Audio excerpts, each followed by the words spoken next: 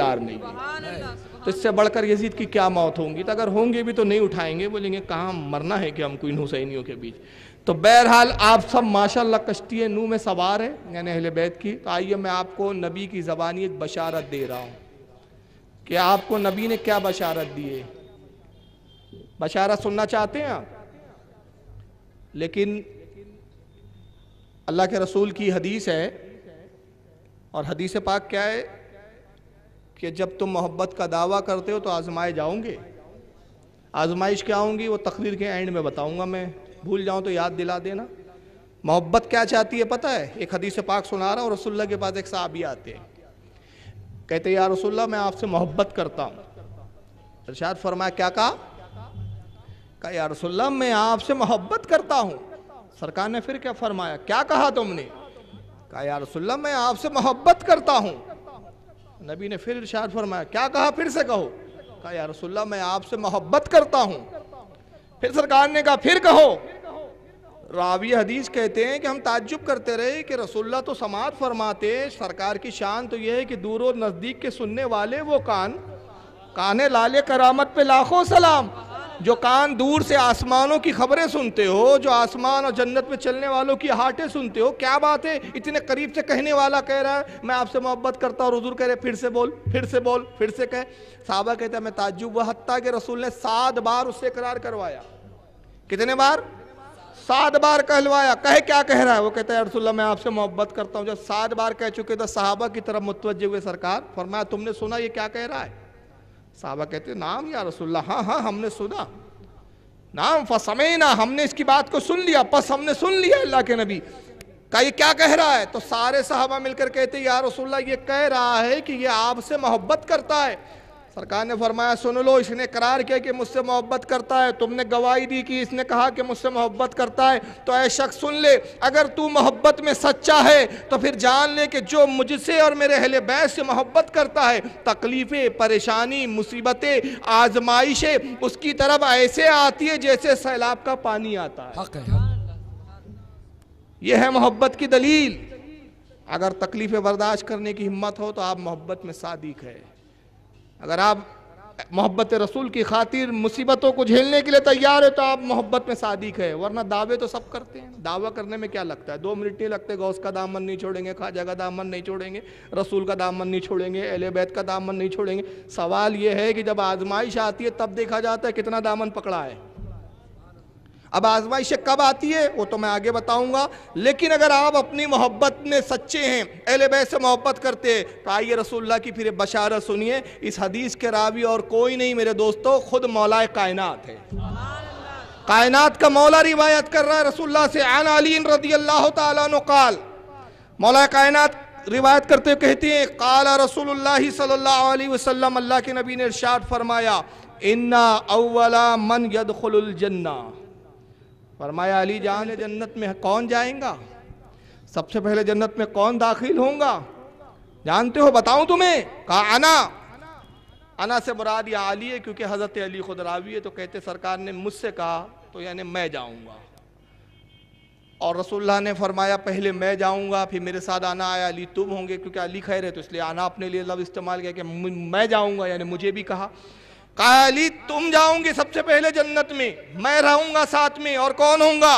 वह फातिमा तो वल हसन वल हुसैन, मेरे साथ फातिमा होंगी, हसन और हुसैन। ये 5 लोग होंगे जो जन्नत में सबसे पहले जाएंगे। एक नबी का तन है, एक अली का तन है, एक फातिमा का तन है, एक हसन का तन है, एक हुसैन का तन है। ये तन है, ये जब 5 जन्नत में जाए तो ये पंजे तन है। सुभान अल्लाह, सुभान अल्लाह। ये सबसे पहले पंजे तन जाएंगे जन्नत में। अल्लाह। मगर एक सवाल आया, बस इतनी हदीस मैंने पढ़ के अब रुक जाए आप और तसव्वुर में जाए, या अल्लाह जब ये पहले चले जाएंगे तो हमारा क्या होगा? अरे जब नबी चले गए, अली चले गए, फातिमा चली गई, हसन और हुसैन चले गए, हमारा क्या होगा? हम तो गुनाहगार खताकार। और नबी खुद कह रहे हैं अव्वला सबसे पहले, इन अव्वला सबसे पहले, मन यदखुलुल जन्ना जो सबसे पहले जन्नत में दाखिल होंगे वो हम 5 होंगे, तो हमारा क्या होगा? ये सवाल उठा। मौलाए कायनात का हम पर करम, बालाए करम कि 1400 साल के बाद कोई सवाल करे, मौलाए कायनात ने हम सारी उम्मतियों की तरफ से उसी वक्त खुद सवाल कर दिया। और सवाल क्या किया? कहते हैं कुल तो या रसूलल्लाह फमुहिब्बूना, हज़रत मौला कायनात कहते हैं मैंने नबी पाक से अर्ज़ की अल्लाह के नबी जो हमसे मोहब्बत करते वो तो रह जाएंगे, उनका क्या होगा? अगर हम जन्नत में चले जाएंगे तो नबी ने फरमाया काला मिन वराइकुम अली, गम ना करो, वो तो हमारे साथ हमारे पीछे पीछे जन्नत में चले आ रहे हो। अब यहाँ हदीस पे जरा गौर करें, बड़ी प्यारी हदीस है ये। अब किन किन ने लिखी मैं तो हवाले और तखारिज बाद में दूंगा ताकि अहले हदीस भी अपने चुल्लू भर पानी में डूब मर जाए कि बेटा ज़खायर हदीस में सिर्फ बुखारी मुस्लिम नहीं है, रसूलुल्लाह की ज़िंदगी में करोड़ों बातें हैं, सिर्फ बुखारी मुस्लिम में 733 हदीसें नहीं है नबी की ज़िंदगी के हालात। तो बहरहाल वो तो हवाले में तखारिज बाद में बयान कर रहा हूँ, लेकिन एक ज़रा लतीफ़ नुक्ता तो सुनते चलिए। मैं आपके हैदराबाद में आया, मेरे मेज़बान कौन थे आज भाई? नाम बता दीजिए, मेरे मेज़बान कौन थे? मोहम्मद समीउद्दीन साहब, उनके घर में मैं ठहरा हूँ। मैं जब गया तो उन्होंने क्या किया, मुझे कार से उतारा। सैयद गौस पाशा साहब, देखिए आले रसूल है, उसी ख़ानदान के चश्मो चिराग है। अल्लाह का शुक्र है कि आले रसूल की मजलिस में आले रसूल का मेहमान था। सैयद पाशा साहब ने क्या किया, गाड़ी से उतारा तो मुझे घर में नहीं घुसा दिया। पहले उन्होंने दरवाज़ा खोला अपने घर का, बेल बजाई, उनके घर का जो भी फ़र्द था जिम्मेदार उसने दरवाज़ा खोला। पाशा साहब अंदर गए, मुझे नहीं कहा अंदर आ जाइए, अंदर गए, जाके उन्होंने अल्लाह जाने क्या देखा, इंतज़ाम वगैरह देखा, कहा हज़रत अंदर आइए। और ये हर मेज़बान ऐसी करता है, आप किसी भी मेज़बान के साथ जब घर जाते हैं उसके तो क्या करता है, मेहमान को पहले नहीं घुसाता अंदर, पहले खुद जाता है, अंदर के इंतजामात देखता है और फिर कहता है तशरीफ लाइए। तो बात समझ में आ गई, जिसका घर होता है वो पहले, तो अहले बैत की जन्नत तो विरासत है, तो नबी पहले जाएंगे, इंतजामात देखेंगे और गुलामों से कहेंगे अब चले आओ, अब तुम्हारी मेजबानी की जाएंगी।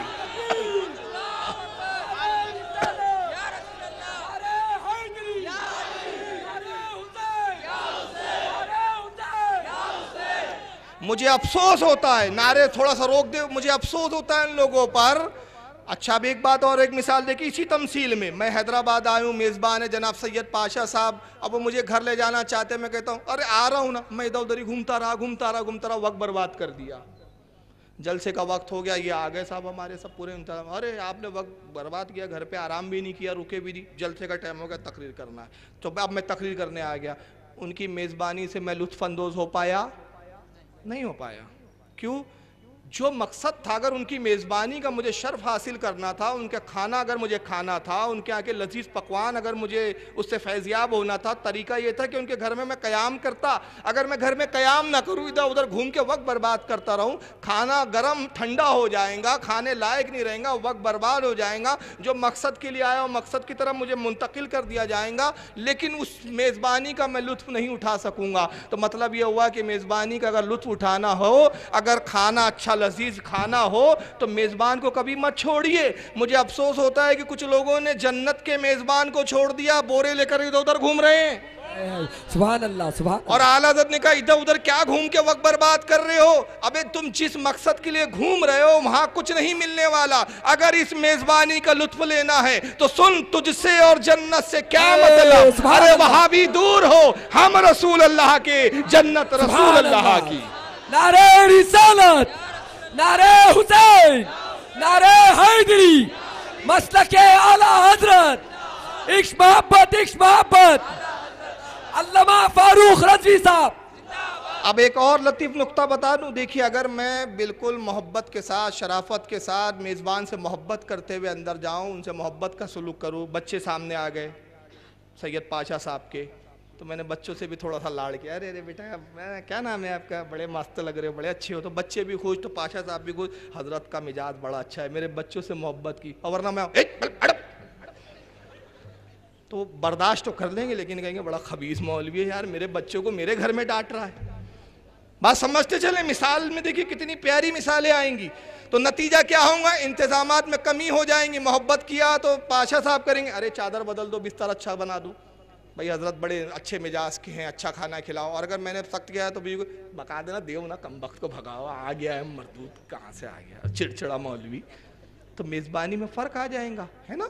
तो बिस्तर तब अच्छा मिलता है जब मोहब्बत करो। कुछ जमातें रसूल की आल से मोहब्बत नहीं करती, तो नतीजा क्या हुआ, अल्लाह का उन पे लानत बरसी। बिस्तर नीचे होना चाहिए था, अल्लाह ने बिस्तर उनके पीठ पे लाद दिया। देख नहीं रहे, बिस्तर लेके घूम रहे हैं। वो चीज जो नीचे होनी चाहिए तो उन पे लाद दी गई, और हमने मोहब्बत अहले बैत में शर्शार होकर कहा नबी जन्नत आपकी है। तो अल्लाह के रसूल ने करम किया, कहा तुझे यहाँ भी अच्छे बिस्तर दिए जाएंगे, वहां भी अच्छे बिस्तर सुभान अल्लाह, सुभान अल्लाह, हर जगह तेरे लिए अच्छे बिस्तर है। तो शर्त है मोहब्बत अहले बैत, जिनकी जन्नत है उन्हीं से मोहब्बत नहीं कर रहे हैं आप, खामों का बोरिया लेके घूम रहे 40 दिन 45 दिन 48 दिन। तो अल्लाह कहेगा बहुत घूमा था ना, अब यहाँ जहन्नम में घूम, यहां भी थोड़ा गश्त लगा। और हमसे नहीं कहा जाएगा घूम जहन्नम में, हम कहेंगे मौला दुनिया में हम भटकते नहीं थे, इधर उधर घूमते नहीं थे, हम जहां बैठते थे तेरे नबी का जिक्र करते थे, तेरे नबी की आल का जिक्र करते थे। अल्लाह फरमाया जाओ जहां नबी की आल है वहीं भेज दो इनको। कल तक ये हुसैन को देखते नहीं थे, जिक्र करते थे, आज हुसैन को देखेंगे और हुसैन को देखकर, उनके नूरानी चेहरे को देखकर ये जिक्र करेंगे। बगैर हुसैन को देखे कहते थे कि तेरी नस्ले पाक में है, बच्चा बच्चा नूर का, तू है आईने नूर, तेरा सब घराना नूर का। अब जाओ नबी और हुसैन के पास बैठकर यही नात गुनगुनाओ, तेरी नस्ले पाक में है, बच्चा बच्चा नूर का, तू है आईने नूर, तेरा सारा घराना। सुभान अल्लाह, सुभान अल्लाह। आइए ये हदीस जिसमें है कि मोहब्बत अहले बैत का सिला जन्नत है, किन किन ने लिखा? इसको इमाम हाकिम ने लिखा अल मुस्तदरक के अंदर, इमाम बहकी के उस्ताद है। सबसे पहले तो ये बता दो बेचारे गैर मुकल्लिदीन को ये भी नहीं पता अल मुस्तदरक है किस चीज़ का नाम।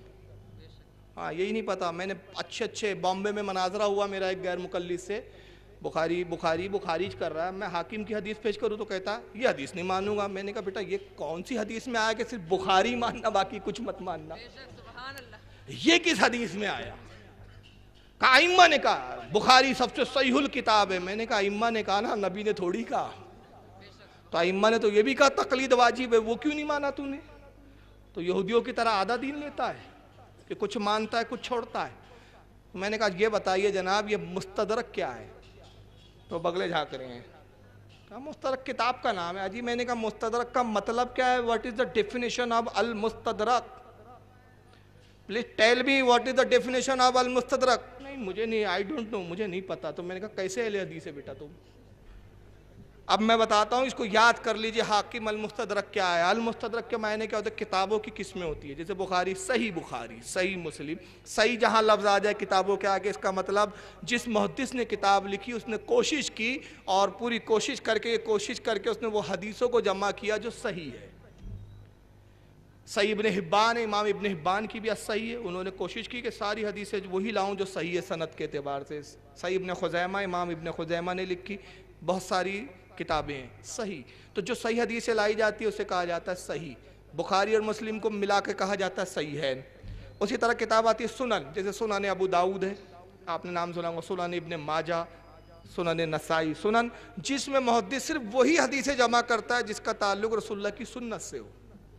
उसमें फ़ज़ाइल नहीं लाएंगा, वो तारीख़ के वाक़यात नहीं लाएंगा, हिकायत नहीं लाएंगा, वही रिवायतें जमा करेंगे जिसका ताल्लुक़ नबी की सुन्नत से हो कि नबी नमाज कैसे पढ़ते थे, ज़कात कैसे देते थे, सदक़ात कैसे देते थे, आपके मामूलात क्या थे। मामूलात जहाँ लाए नबी की सुन्नतों को सुनन है, मुस्नद होती है। तो इस तरह बहुत सारी किस्में होती है। एक किस्म होती है उसमें अल मुस्तदरक।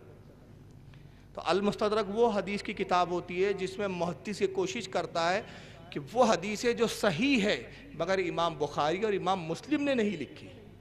हदीस की सनद सही थी लेकिन उसको इमाम बुखारी नहीं लिख पाए, इमाम मुस्लिम नहीं लिख पाए, तो वो तमाम हदीसों को जो सही है और जो बुखारी और मुस्लिम की शर्त पर उतरती है मगर छोड़ दी गई, उन हदीसों को जो जमा कर देता है उस किताब का नाम रख दिया जाता है अल मुस्तदरक। तो इसका मतलब हुआ कि हाकिम की हदीसें भी बुखारी और मुस्लिम की शर्त पर सही हदीस है उसमें। तो इस हदीस को इमाम हाकिम ने लिखा तो गोया ये सही हदीस है। और इसकी जिल्द नंबर 3 सफ़ा 178 हदीस नंबर 4786। इसी हदीस को इमाम तबरी रहमतुल्लाह अलैह ने ज़खाइरुल उक़बा जिल्द 1 सफ़ा 214 पे लिखा। इमाम इब्ने असाकिर ने तारीख़ दमिश्क के अंदर जिल्द 14 सफ़ा 173 पर लिखा। कंजुल उम्माल के अंदर हज़रत इमाम हुस्सामुद्दीन हिंदी रहमतुल्लाह अलैह ने जिल्द 12 सफ़ा 98 हदीस नंबर 34166 पर लिखा। और इमाम इब्ने हजर अल हैतमी अल मक्की अश-शाफ़ई ने अस-सवाइकुल मुहर्रिका सफ़ा 448 पर लिखा। अब एक बड़ी प्यारी हदीस सुन ले कि देखो तुझसे और जन्नत से क्या मतलब। वहाँ भी दूर, आला हज़रत जज्बात में नहीं लिखा, आला हज़रत की निगाहों में सारी हदीसें थी, सुभान अल्लाह। तब लिखा है आला हज़रत ने। आला हज़रत का एक एक शेर कुरान और हदीस पर ढला हुआ है। जन्नत के मालिक कौन है देखना चाहते हैं आप? आइए ज़रा ये हदीस पढ़ें। अन अनसिल रदियल्लाहु ताला अन्हु क़ाल, हज़रत अनस रदियल्लाहु ताला अन्हु, ये भी सहाबी रसूल है, इनसे रिवायत है, कहते हैं क़ाला रसूलुल्लाह सल्लल्लाहु अलैहि वसल्लम, अल्लाह के रसूल सल्लल्लाहु अलैहि वसल्लम ने इरशाद फरमाया, फ़क़रतिल जन्नत अलन नार, सरकार फरमाते लोगों एक मर्तबा जन्नत ने जहन्नम पर फ़क्र जाहिर किया, घमंड किया, फ़क्र जाहिर किया। जन्नत ने जहन्नम के मुकाबले में घमंड की बात की, फ़क्र की बात की, और फ़क्र करते हुए जन्नत ने कहा, फ़क़ालत, जन्नत ने कहा, अना खैरुम मिनका, ऐ जहन्नम सुन, मैं तुझसे बेहतर हूँ, मैं तुझसे अफजल हूँ, तुझसे ज़्यादा अज़मत व शान वाली हूँ। फ़क़ालत नार, सरकार कहते हैं जहन्नम ने पूछा जन्नत से, बल अना खैरुम मिनका, ए जन्नत चुप हो जा, नहीं मैं तुझसे बेहतर हूँ। जहन्नम कह रही है जन्नत तुझसे बेहतर तो मैं हूँ। फ़क़ालत लहल जन्नता इस्तिफ़ामहा व मिम्मा, सरकार फरमाते हैं कि फिर जन्नत ने बड़े हैरत के अंदाज में, हैरत वाले अंदाज में जन्नत से सवाल किया, वो कैसे, जरा दलील तो दे, तू मुझसे कैसे बेहतर है? मैं जन्नत, जन्नत ही वर्ड आ जाता तो समझ में आ जाए कि जन्नत तो जन्नत है, जहन्नम भी कोई चीज़ है। तो जन्नत ने कहा बता तू कैसे मुझसे बेहतर है, इसकी दलील दे। कालत, तो अब जहन्नम दलील दे रही है, दोज़ख दलील दे रही है, जरा